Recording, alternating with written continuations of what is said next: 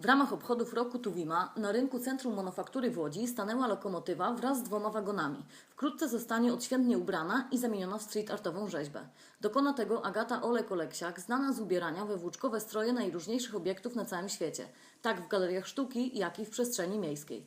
W środę 26 czerwca późnym wieczorem do łódzkiej manufaktury dotarł specjalny transport z Muzeum Kolejki Wąskotorowej w Sochaczewie. Długość lokomotywy PX48 wraz z 2 podczepionymi do niej wagonami rozstawionymi na 32-metrowych torach wynosi 29 metrów i 63 cm. Nocna operacja jego przenoszenia z ciężarówek na zbudowane na rynku tory trwała aż 10 godzin. Ubranie 60-tonowego obiektu wymaga wiele pracy, dlatego już od kilku tygodni kilkadziesiąt osób w całej Polsce przygotowuje włóczkowe kwadraty, które połączy Agata Olek, mieszkająca w Nowym Jorku artystka street art. Stworzy ona w ten sposób ubranie dla lokomotywy i 2 wagonów, które okazuje się największym jak dotąd jej przedsięwzięciem. Szydełkowa lokomotywa idealnie charakteryzuje tożsamość Łodzi. Oddaje też zderzenie 2 symboli rozwoju miasta – maszyny parowej i nici, jako symbolu potęgi włókienniczej, mówi Sławomir Fijałkowski ze Stowarzyszenia Łódź Filmowa, które wyszło z projektem Art Lokomotywy.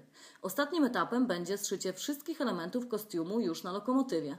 Organizatorom brakuje jeszcze kilkudziesięciu kwadratów. Każdy, kto chce pomóc w narodzinach Art Lokomotywy, może skontaktować się ze stowarzyszeniem.